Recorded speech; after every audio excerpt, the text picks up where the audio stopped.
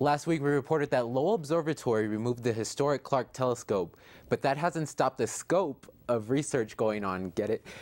Kevin Schindler stopped by to talk to Kimberly Craft and gives us this update. Welcome, Kevin. Good to see you again. Great to see you too. I want to talk about some of the options for students. You're in the realm of the research and the astronomy business, but so often when I talk to students, they say, heck, I don't want to learn any math. Where am I going to put that to use? And you're right. I mean, something like astronomy is a great place to put it to use. And, you know, many of the sciences, you know, need math and, of course, scientific background. But there really is an important future in the sciences. And, you know, the money fluctuates. You know, right now we're in a downturn for government funding for research projects. But like at Lowell Observatory, we're looking at alternate sources of income to help ensure that our scientists and future scientists continue their careers.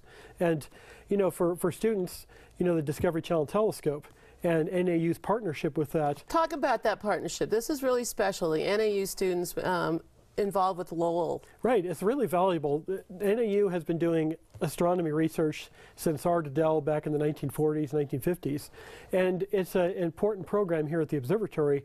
Well, NAU has signed on as a partner with the Discovery Channel telescope, meaning X number of nights a year they're able to use the telescope, and they is the instructors and the students. In fact, one of our astronomers, Phil Massey, taught a class at NAU last fall, and he took his students up to the Discovery Channel telescope. And what a fabulous way for students to learn. The 5th largest telescope in the continental U.S., and the students are able to use it firsthand. That's pretty unusual. That hands-on is so important, and that's what students tell me when I meet with them, and they really want those experiences, and this is really exceptional. I wanted to ask you, though, if I were a parent of a student, we all want those STEM classes, what should I be saying to my kid to encourage them to find out this exciting field?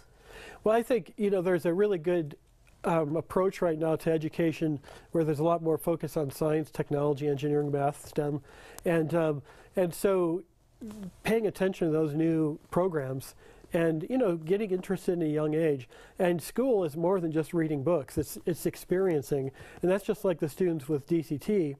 You know, for me, with the science background, the best part is the field work and using a telescope or digging up fossils. And if the students can get interested and do that at a young age, they're going to be hooked. Well, we are also going to revisit this issue. I know that you have a number of exciting workshops for kids coming up. Right. Yeah, we have over the last couple of years, and it ties in with the overall STEM initiative statewide and further. We have summer camps that are for students 1st grade through 6th. We're adding middle school camps this year. We also have programs for preschoolers.